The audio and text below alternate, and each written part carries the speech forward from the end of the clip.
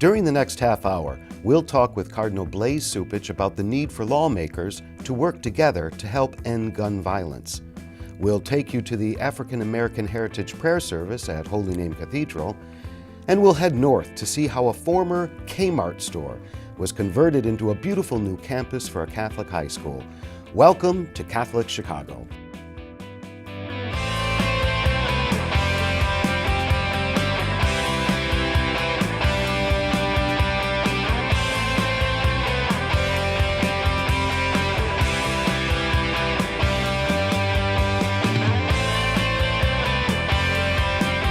The Archdiocese of Chicago is a vibrant and diverse faith community. We celebrate our faith through worship, evangelization, and reaching out to the needy. Welcome to Catholic Chicago. Hello, I'm Todd Williamson, Director of the Office for Divine Worship with the Archdiocese of Chicago, and I'm here in studio with Cardinal Blase Cupich. Cardinal, it's good to see you. Thanks, Todd. We have an awful lot to get to, and the first topic of discussion is rather heavy. There's been a lot in the area of gun violence lately, from the shooting of Commander Paul Bauer here in Chicago to the Parkland massacre. And you recently went to Springfield, had a news conference there about gun violence. And one of the things you said was, words are not enough. Words are not enough. We need to have action. And I also said that our children are shaming the adult world into taking action. I think that right now their youthful voices are so very compelling, but so are the voices of people in law enforcement. Talking to the superintendent and others who are involved in law enforcement, they know that we have to take some decisive action right now. And so this isn't just a knee-jerk reaction to a problem that we see with the tragic death of Commander Paul Bauer or the Parkland shooting, but this has been something that is brewing in our city for a long time.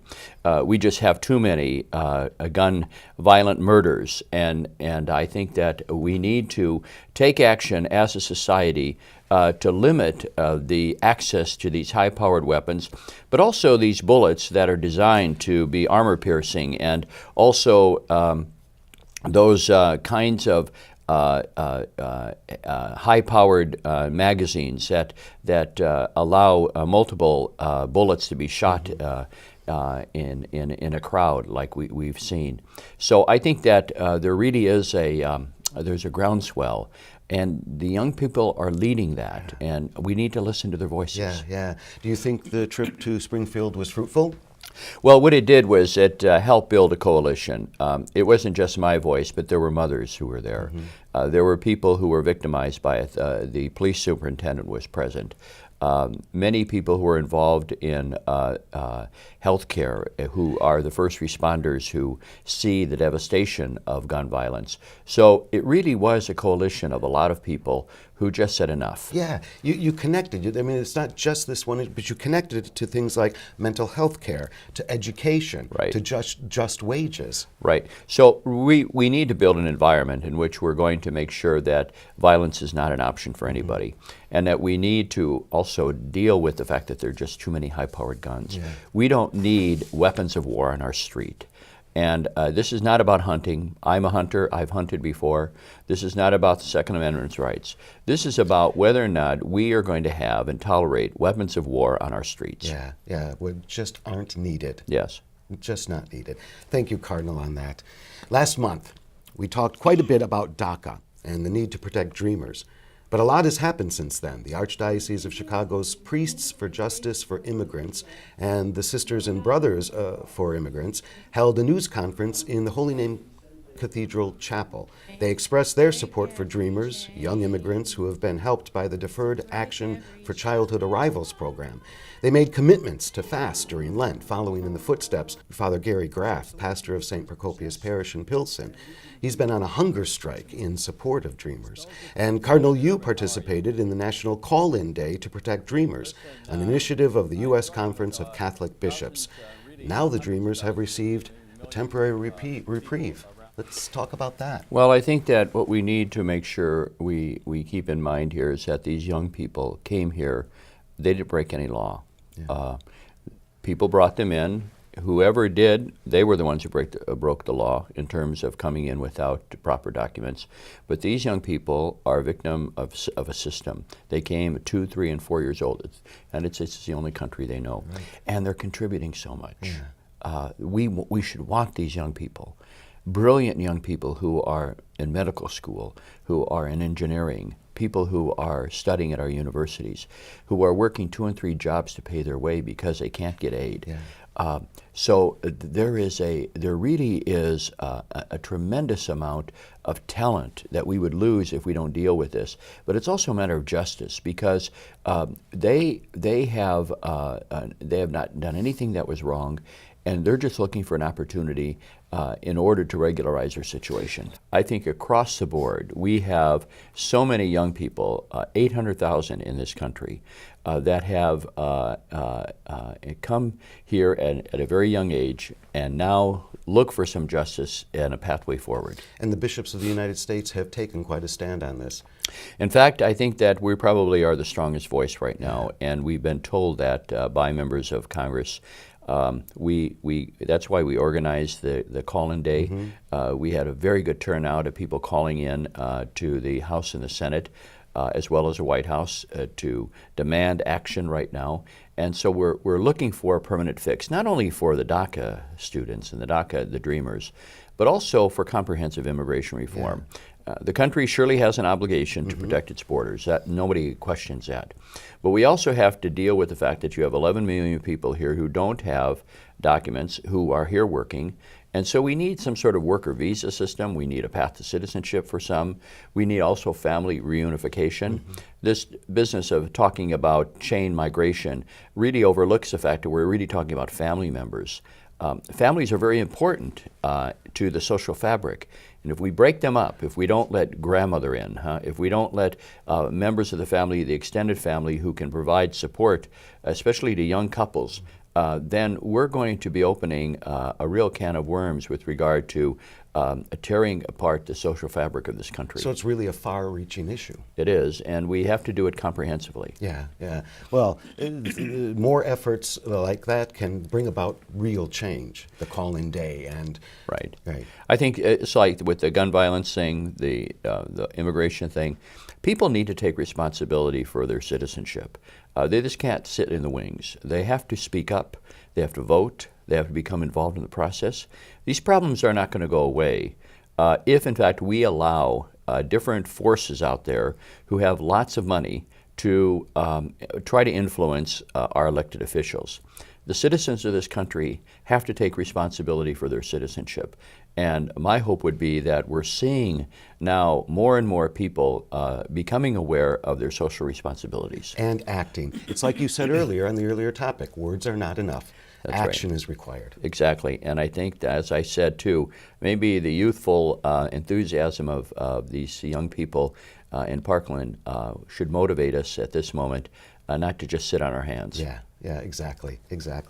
Cardinal, we're taping this during Lent, and it is the prime time, the major time for all over the Catholic world, parishes all over the world celebrating the rites of Christian initiation of adults. Recently here in Chicago, we had the rites of election, where the catechumens, those who are preparing for baptism, candidates, those who are preparing to be received into the church, came down to the cathedral to be elected and to be recognized. Cardinal, we're going to have 300 plus baptisms this Easter of adults. How do you feel about that? Well, you know, what I like about it is it's not just 300 individuals.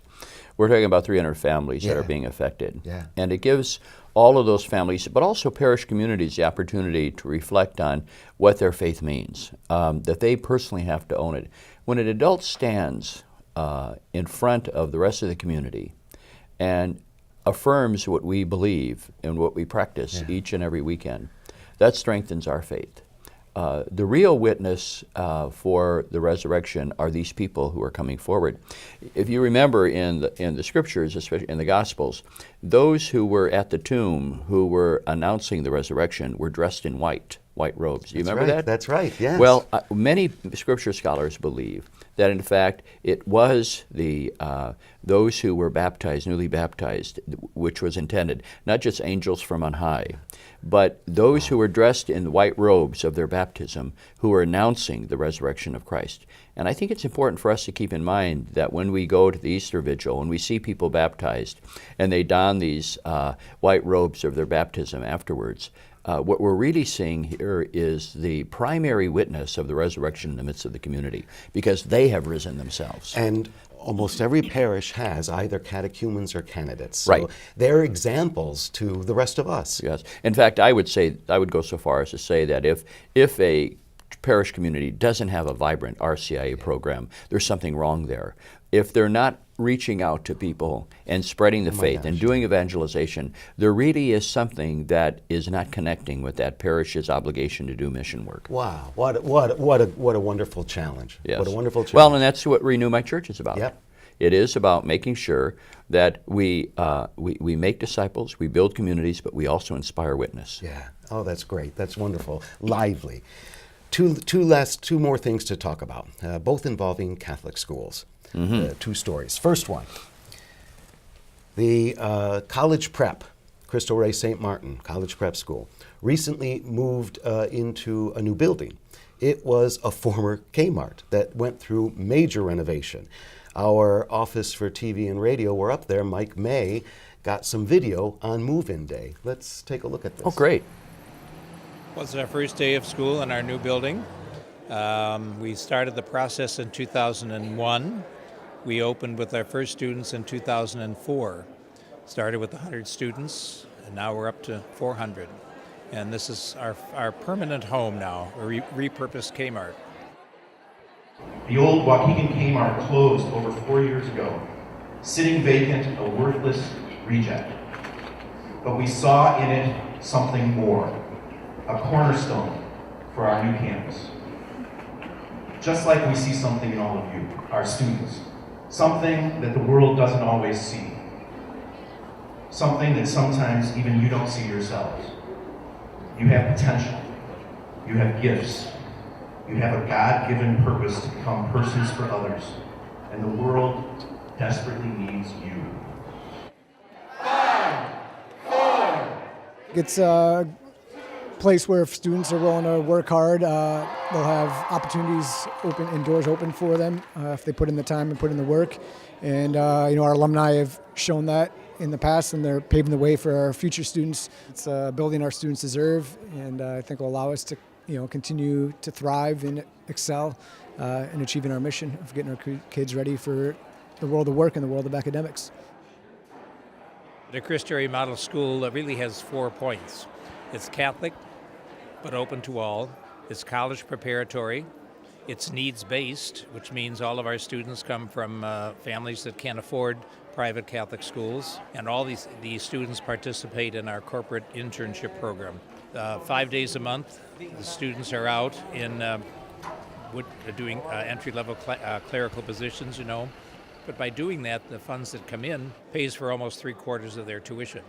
So that's what, by the kids working, so they're working as hard as anybody else to make the school a possibility. Bye.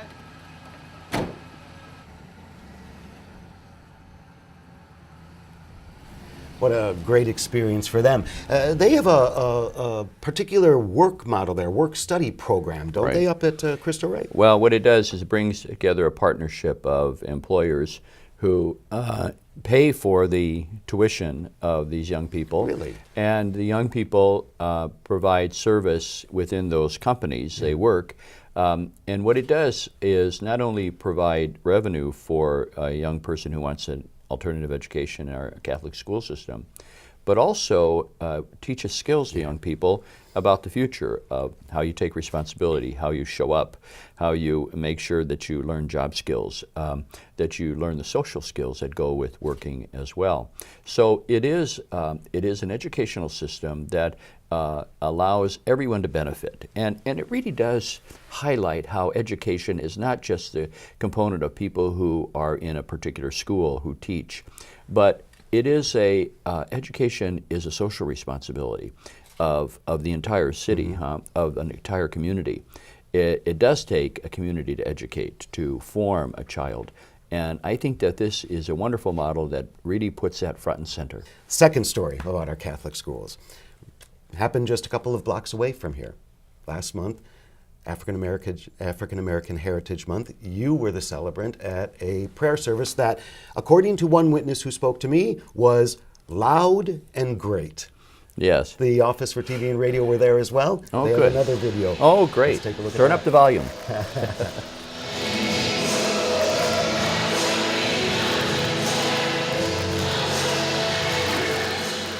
This was the 40th annual African American Heritage Prayer Service, and it carried the theme of Kwanzaa, First We Are One in the Spirit.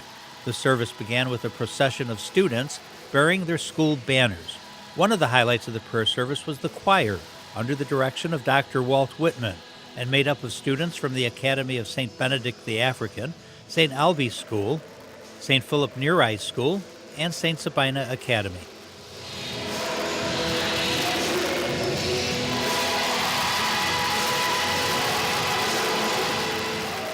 This celebration is a powerful witness of God's love, God's grace that's working each and every day in our schools with the rich diversity that we have, especially in the African American culture. We are blessed by that culture, moved by faith and a commitment to more fully understand each other. We've come here today to celebrate the unity that exists among us with all the diversity that's there. It is a diversity we should never fear, but rather a diversity that we embrace because each one of us are richer. Every year at the prayer service, African American Heritage Awards are presented to outstanding individuals.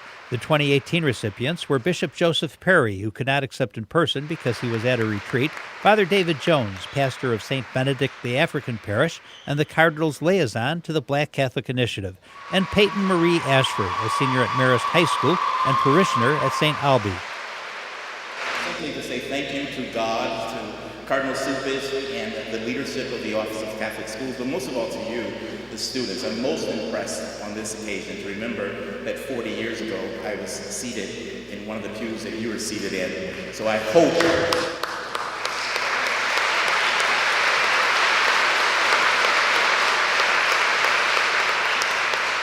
pray, and believe that it will not take you 40 years to do as much with your lives in honor of God, so that you can be up here thanking people like yourselves for doing the wonderful work that you do in Catholic schools. We're very proud of you. More than 1,000 students packed Holy Name Cathedral for the prayer service, which has become a lively and much anticipated tradition for Chicago Catholic school students.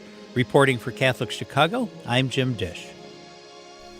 What a lively celebration. Well, it was, and my message to the young people was very simple, and that is that so often there are things in life that make us afraid, that paralyze us from taking action. And the opposite of fear is not just this false courage or kind of a momentary bravery, but I invited them to see that the opposite of fear is curiosity. When you are curious about another person, your fear goes away. You don't see them as a threat. When you see a problem that's there and you see it as overwhelming, if you have curiosity, you're going to look for a way to solve it. Wow. So I invited them to allow their youthful hearts to be filled with curiosity about other people who are different, so that in fact we have diversity in our schools that's enriching to us, but also that we not be afraid of the challenges that are before us, even though they're daunting and they're new. Let's be curious about new ways in which we can solve them. Wow. We talked about some heavy topics today. It's nice to end on that note of light. Yes. I appreciate it. Great. Cardinal, it's always good to be with you. Thank you so much for Thanks, your Todd. thoughts. Thank you. To our viewers, we ask you to stick around because when we come back, we'll introduce you to Phil Andrew, the Director of Violence Prevention Initiatives for the Archdiocese. We'll be back in just a moment.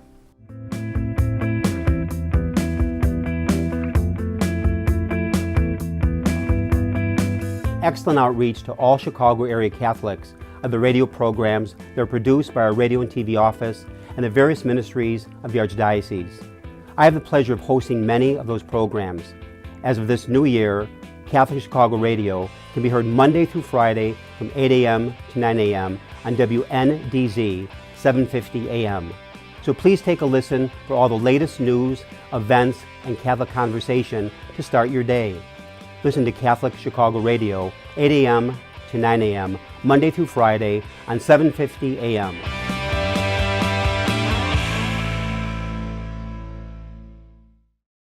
Welcome back to Catholic Chicago. Joining me here in the studio is Phil Andrew, who recently joined the Archdiocese of Chicago as the Director of Violence Prevention Initiatives. Phil, welcome. It's good to meet you. It's good to have you here. It's good to be here, Todd. Thanks. Listen, we got a lot to talk about in terms of this position. It's a brand new position. You come with some heavy credentials. Among them are 2 decades of work with the FBI. You were recently an agent here in Chicago, no? That's right. Back to Chicago for the last 6 years working with the FBI. So you know the territory. You know what we're up against. You know what the situation is here in terms of violence. Yes. Well, I grew up in Chicago and Which part? I grew up on the North Shore. All right. In the Sacred Heart Parish. Okay. I know that well. How did your work with the FBI prepare you for this brand new position? Well, very specifically working with victims and trying to prevent violence for most of my career.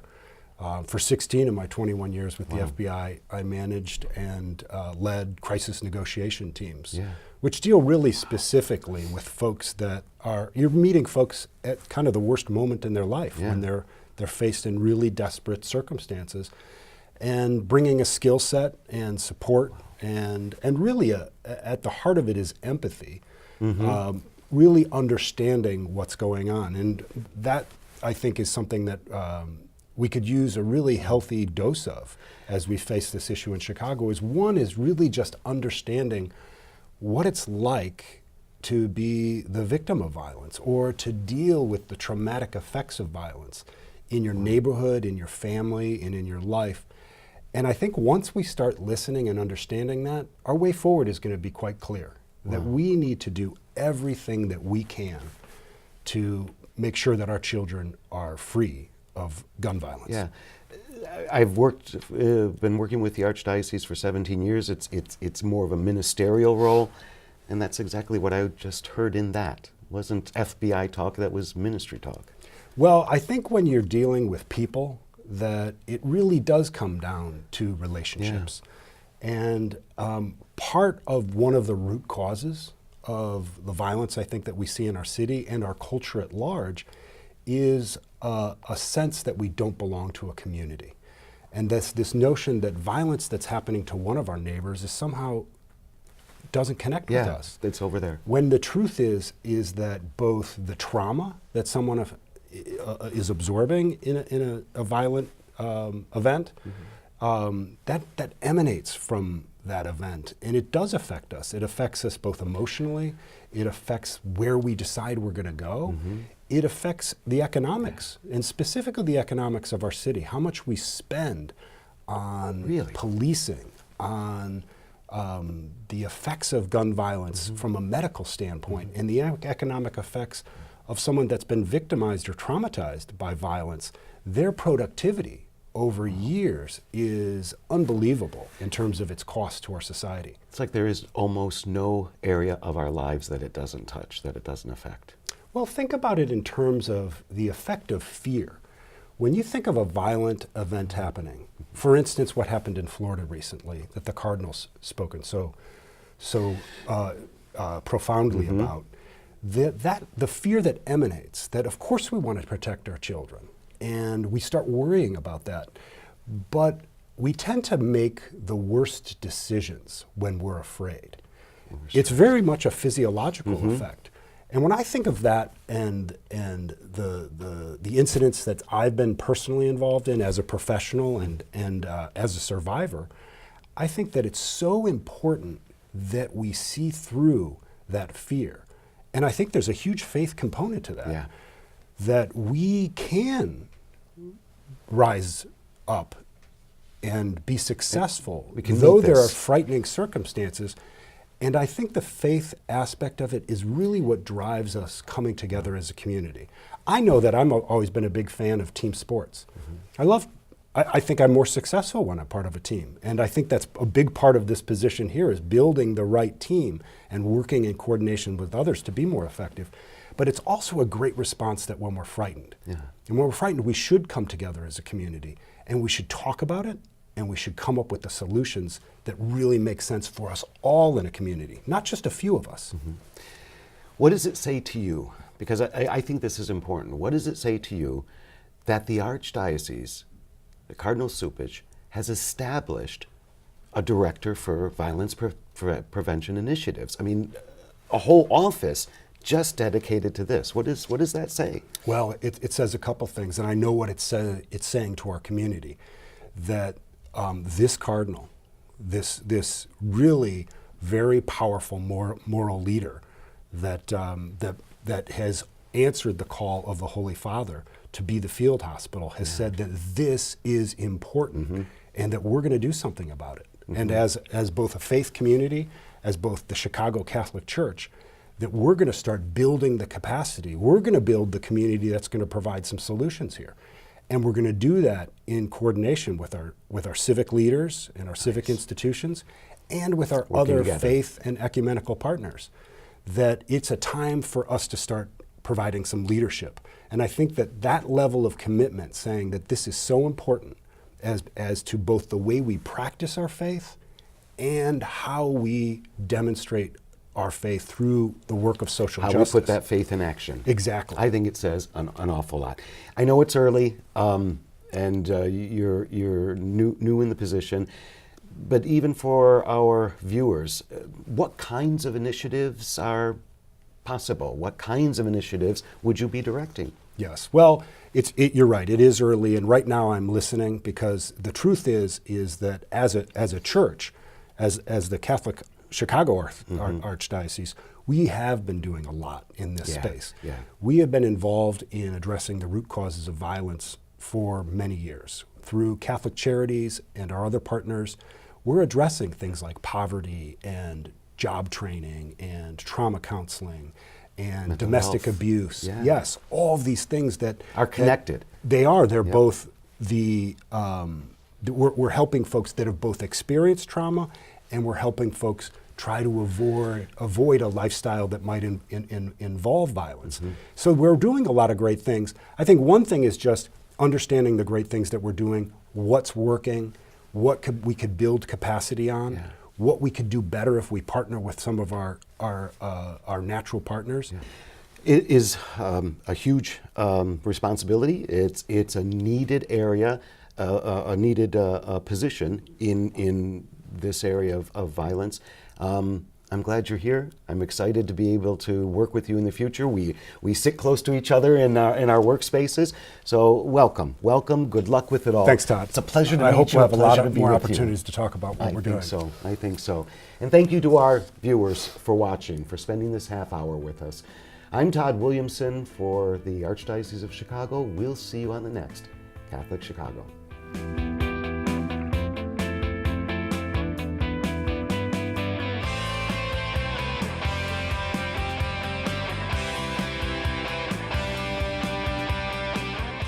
We invite you to watch segments of Catholic Chicago and hundreds of additional Catholic videos at youtube.com/Catholic Chicago.